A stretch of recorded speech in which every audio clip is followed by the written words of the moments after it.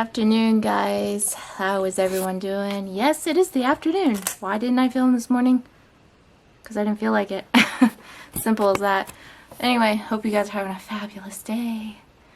I've gotten a lot done this morning, if I'm being quite honest.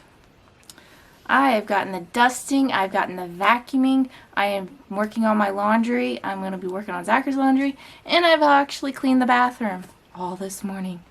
Oh my gosh, your homegirl's doing good. And I'm also made myself some lunch.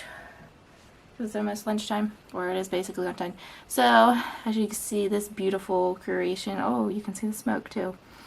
Or this, I should say steam.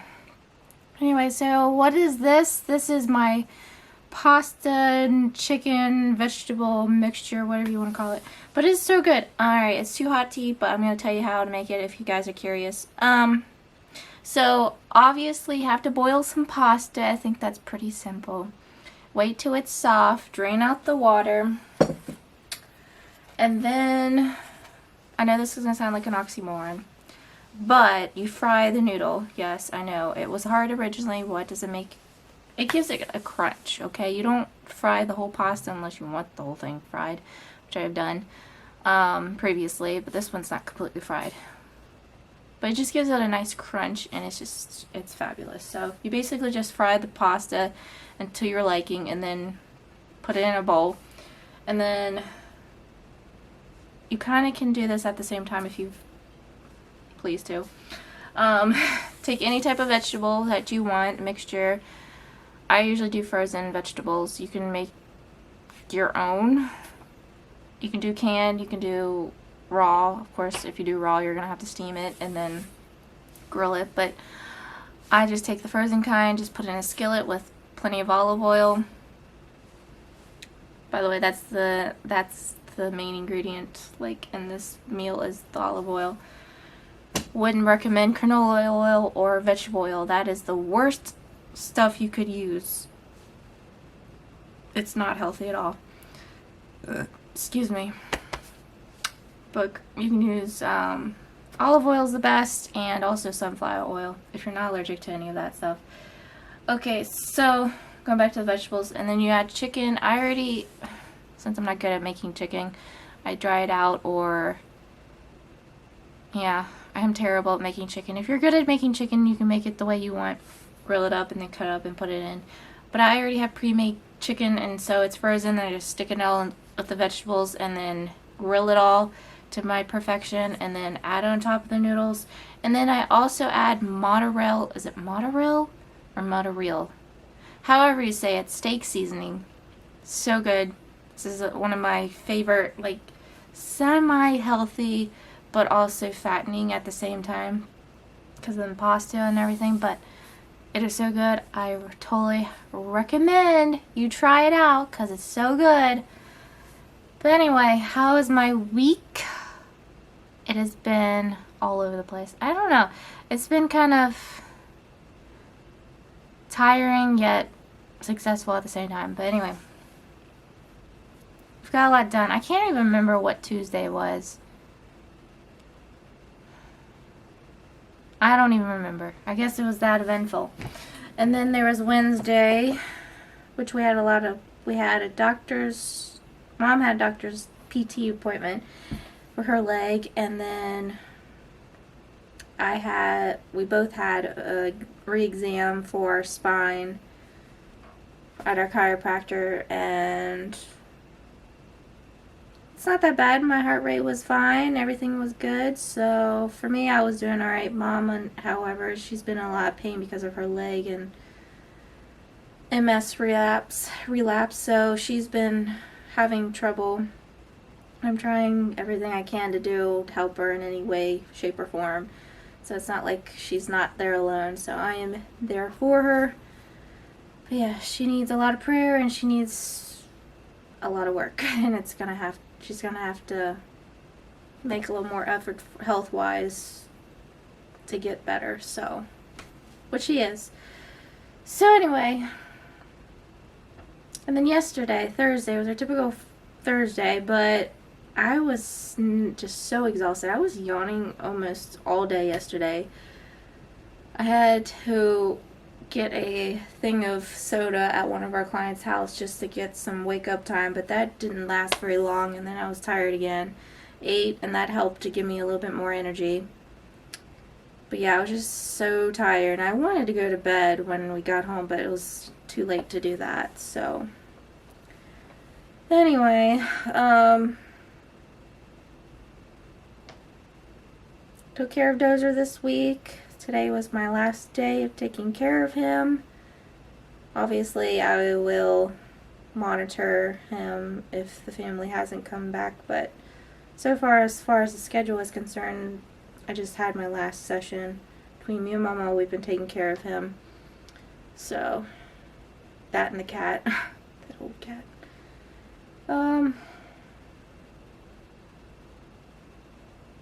What else? I feel like that's pretty much the catch up. Oh, last night I had a terrible headache. Well, not terrible. It's not the most terrible. It wasn't a migraine, so it's just a headache. I felt so, besides being so tired and just not feeling the greatest, I had a headache, and so I took some medicine, had a thing, my wrap around my head just to give it, I don't know, somehow the weight of the pressure feels better on it. But in the middle of the night, I think it was like 3 to 4 or something like that, I woke up to a terrible thunderstorm going out, and it was like booming outside. Plus our electricity blinked, so I had to get up and turn my noise machine back on. So yeah, that was a fun morning, early morning. So I was like, no wonder I have a terrible headache. Every time there's a storm, I have a headache or a migraine. It's just like, or stress tends to do that as well. But I had went ahead and put my eye mask on so I wasn't seeing the flashing, because that annoys me. Even with my eyes closed, I could still see it. So having an eye mask definitely helps that situation. But anyway, I have been pretty successful this morning, which I'm so glad, because tomorrow I'm going to be going visiting someone tomorrow. It's also Zoe's 4-year anniversary, so I'm gonna have to put something in here, like pictures or videos of Zoe in here, because it's her anniversary. It's been 4 years since Pussy Kitty's been gone. Do I miss her? Sometimes I do.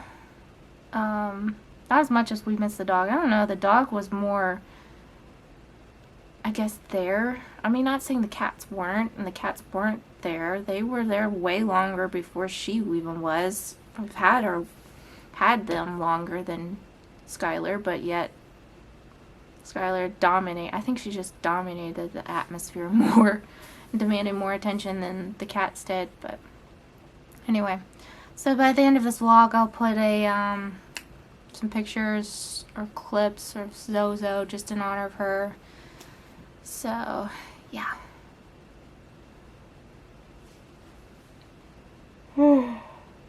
Really, I'm still tired. I'm going to try to get my puzzle done today.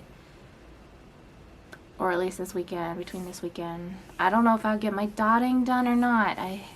Guys, I've gotten so far in it so far. If that makes any sense. I've gotten a lot done. I still got some Dauphin in here and Dauphin over here. But guys, I've gotten a lot done. Like all this down here is done. Except for maybe like a few spots. But yeah, I've got a lot of it done. And it looks so good far away. It doesn't look good up close because you can't tell. It just looks like a blob of color. But far away it definitely looks really good. So yeah, I've got editing to do still. It's between today and tomorrow I'll do whatever I can with the dotting and the puzzle. Editing. Monday, I will not be here. Which I'll explain on Monday why I'm not going to be here Monday. But anyway, I am going to eat and relax for a while and just watch stuff. Possibly take a nap later. Get some laundry more done. So you won't see me till this evening. Just like per usual for Bible time. So anyway, you'll see me later. Hey guys, it's the evening. I'm in my reading corner. Woo! Okay. Not really much to update you guys other than I finished my puzzle today. Woo! So here it is. And all its glory. It looks just like the picture. I am honestly so proud of myself. Would have probably not take as long if I wasn't going through not feeling well or just plain busy or yeah, just tired. So it would have taken me a lot. I would have gotten that done a long time ago, but I managed to get it all done today. I'm gonna keep it up for a week and then tear it all down and start a different one. So I haven't gotten to my dotting at all today. I think I'll do that after Bible time though. I did one video. So the videos should be getting up sooner or later. Anyway, it's time, everybody's favorite time to vlog, and it's Bible time.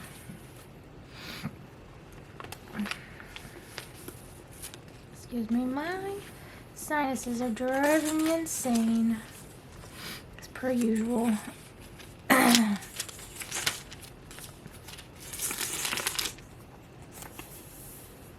Alright, Leviticus chapter 25, and it's titled The Sabbath Year.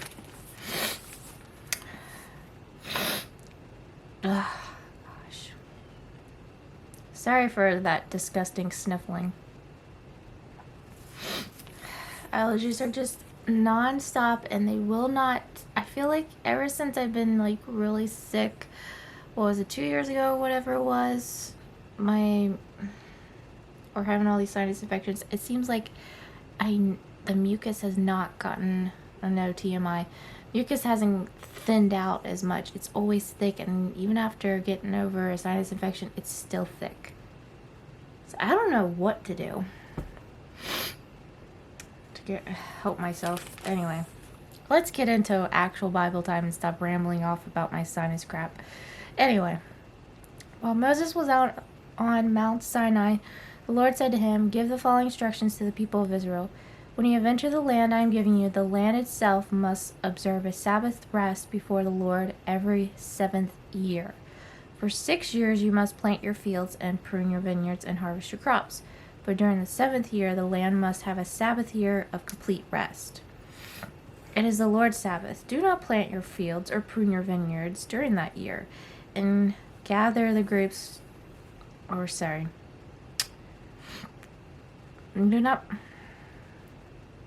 and don't store away the crops that grow on their own, or gather the grapes from the unpruned vines. The land must have a year complete rest, but you may eat whatever the land produces on its own during its Sabbath.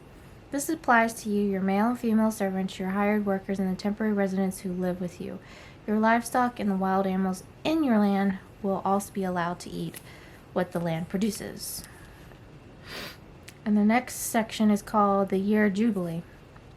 In addition, you must count off 7 Sabbath years, 7 set of 7 years, adding up to 49 years in all.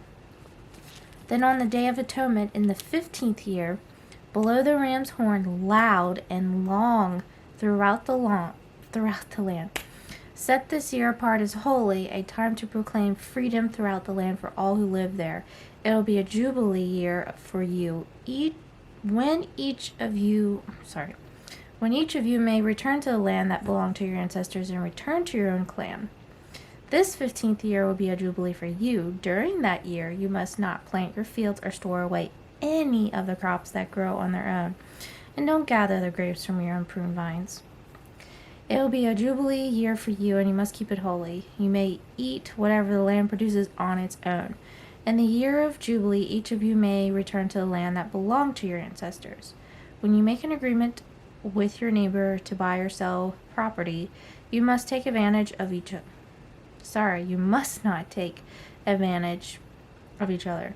When you buy land from your neighbor, the price you pay must be based on the number of years since the last Jubilee. The seller must set the price by taking into account the number of years remaining until the next year of Jubilee. The more years until the next Jubilee, the higher the price, the fewer years, the lower the price.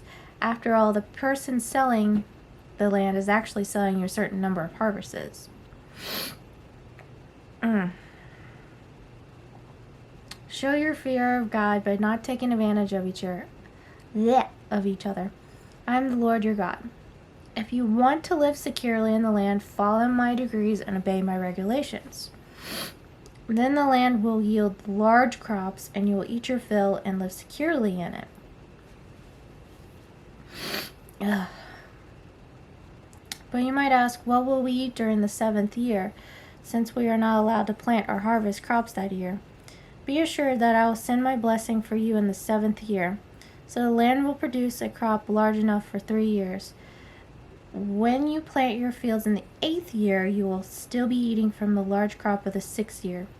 In fact, you will be still eating from that large crop when the new crop is harvested in the 9th year. Next section is titled Redemption of Property. The land must never be sold on a permanent basis, for the land belongs to me. Excuse me. You're only foreigners and tenant farmers. You're only foreigners and tenant farmers working for me. Because that kind of sounded the same when I was saying that. I was like, that doesn't sound right. With every purchase of land, you must grant the seller the right to buy it back. If one of your fellow Israelites falls into poverty and is forced to sell some family land, then a close relative should buy it back for him. If there is no close relative to buy the land, but the person who sold it gets enough money to buy it back, he then has the right to redeem it from the one who bought it. The price of the land will The price of the land will be discounted according to the number of years until the next year of Jubilee. And this year, the original owner can then return to the land. But if the original owner cannot afford to buy back the land, it will remain with the new owner until the next year of Jubilee. In the Jubilee year, the land must be returned to the original owners so they can return to their family land. Anyone who sells a house inside a walled town has the right to buy it back for a full year after its sale. During that year, the seller retains the right to buy it back. But if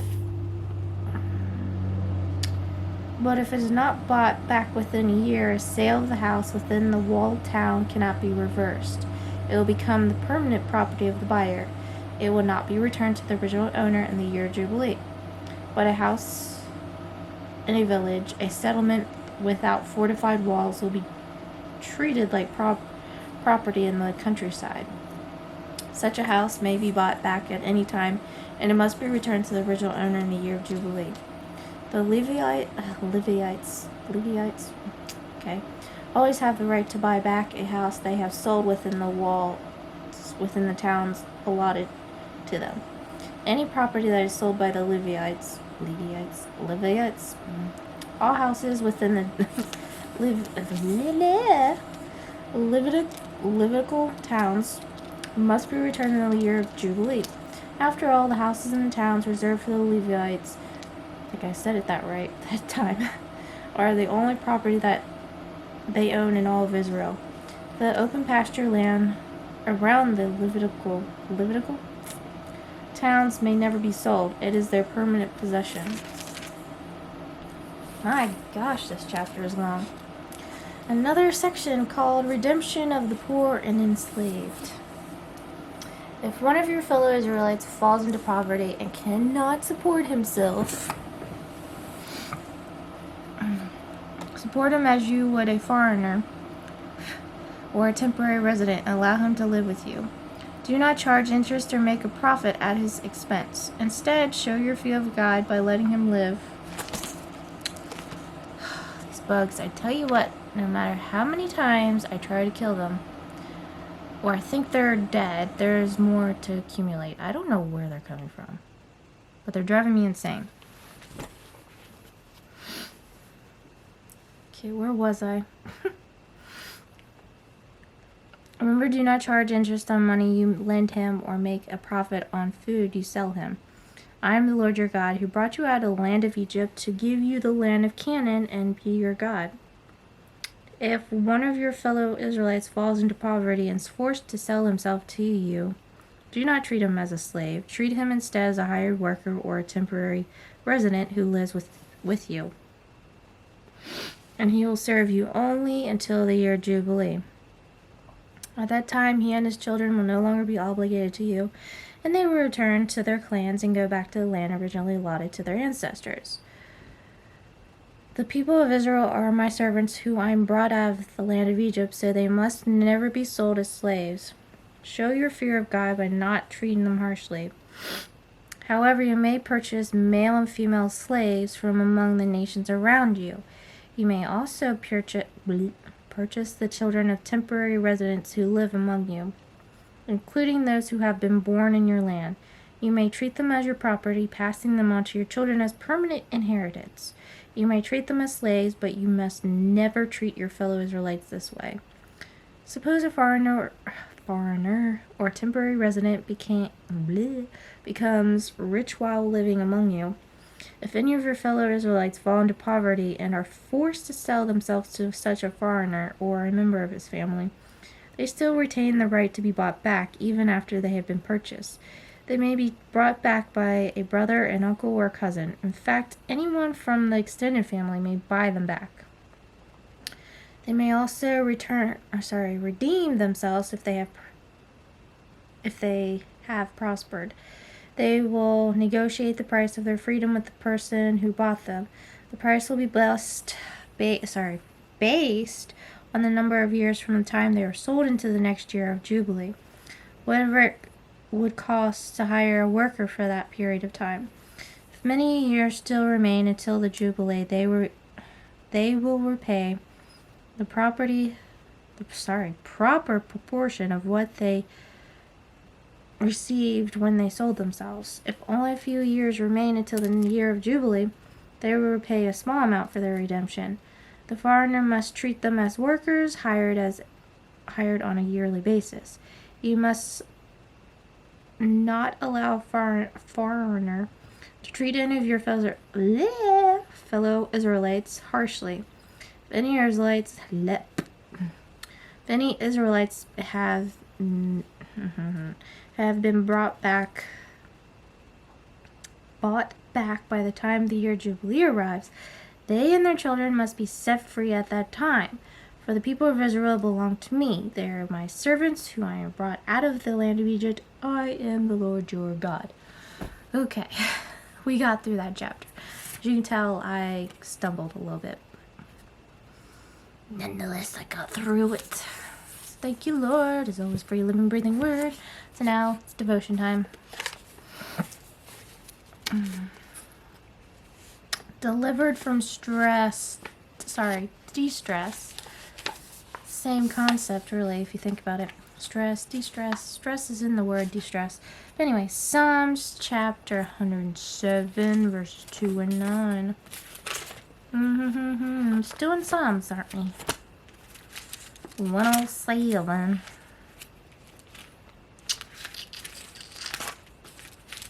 Okay, getting close. Verses 2 through 9.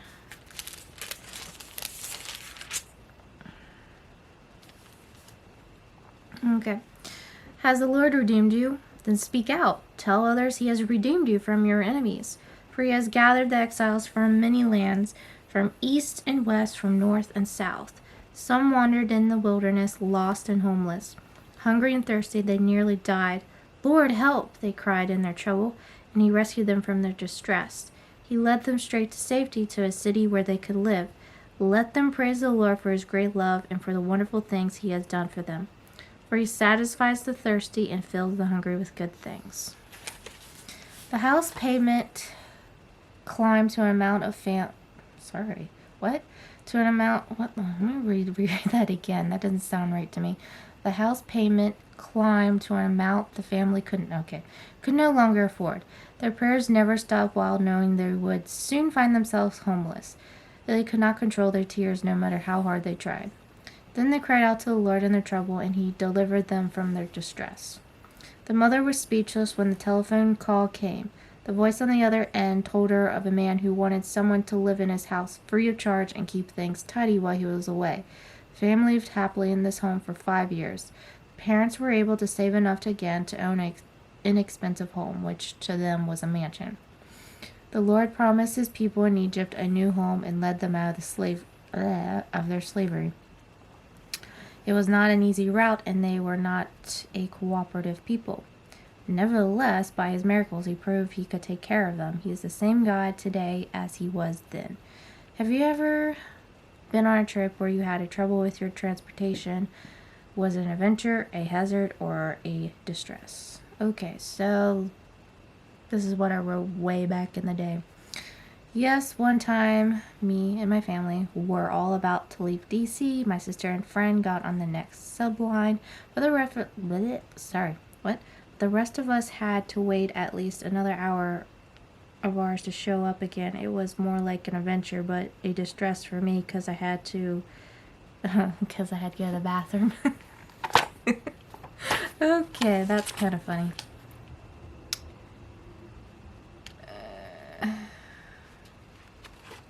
I don't remember that time. I do. Well, maybe I do.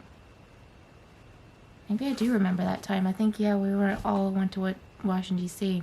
And this was back in the day when we would, every summer, my sisters and my brother would come every summer. And we would all have to, well, not all, but we would, two major trips, well, sometimes 3. Washington, D.C. was our number one thing that we went to. Hershey Park was another, and also Lakemont. It's another amusement park, but it's more low-key. Those are like our 3 major places that we'd go to. There were some other places nearby, but those are our 3 major ones that we go pretty much every summer. Occasionally some other amusement park we might have went to, but anyway.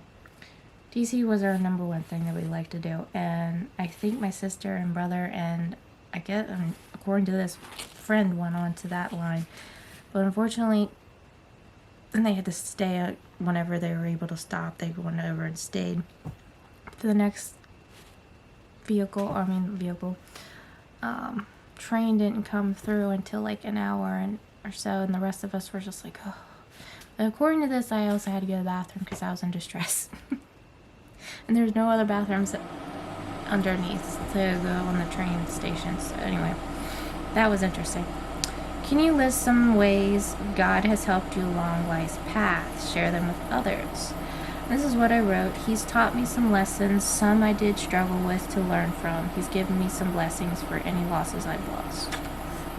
That isn't exactly... I guess that's kind of what it is. Now, can you list some ways God has helped you along life's path? He has helped me in a lot of ways. I've gotten through depression. I've gotten through anxiety. I'm learning to be myself and seeing the beauty of, even though there was a lot of turning points in my life, that things that even now through the transition of going to another church and all this other things, I see the beauty of all the things through I guess you can say I'm learning through every step of the way of things that I've gone through, even though at the time I'm like, why am I going through this? Now I can kind of see why. Looking back at it, I'm like, oh, that's why.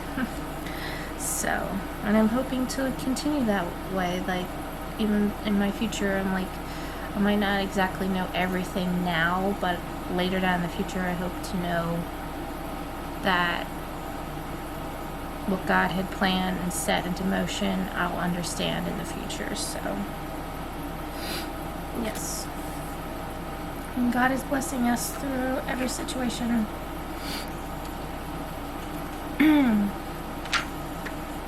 So that is our devotion for today. Alright. Also, I wanted to shout out to my 24th subscriber. Thank you so much. I'm not sure who it is, but thank you for subscribing. I don't usually promote my channel very often. Actually, I don't really promote it at all. I'm going to rely on God I mean, he's the one that gave me the boldness to start a channel and to learn how to and film in front of a camera and just put myself out there, so, and witness to others. So I'm thinking, thank you, Lord. I'm just gonna put this in your hands. Whoever watches these videos, subscribes, likes, comments, I am going to rely on God through this process. So thank you, 24th subscriber. I appreciate it. My last video, I was surprised. I got 100 views. There might be more now, I'm not sure. But the last time I checked, there were at 100 views. I was shocked because honestly, it wasn't one of those, I haven't had that many views on a video in a while, so I was shocked. So thank you for watching, subscribing, liking, commenting. You guys can continue or not, that's up to you. I'm not going to push the envelope like most YouTubers do, but thank you so very much. I am eternally grateful. So anyway, you'll find out Monday where I'm going. I'm taking you guys with me. I'm going to try to film as much as possible, but I'm not sure how I'm going to feel about it. But yeah, you're going to see Monday what's going to happen, so I'm excited about that. Yeah, anyway, hope you guys enjoyed the vlog. As always, keep on smiling, stay positive as much as you can. I know, I gotta keep reminding myself that as well. Yeah, stay positive. I love you guys. Jesus loves you. And I'll see you guys next time. Bye! Did you get it on the floor this time? No. No. Zoe. Zoe. There she goes. You know you're boring.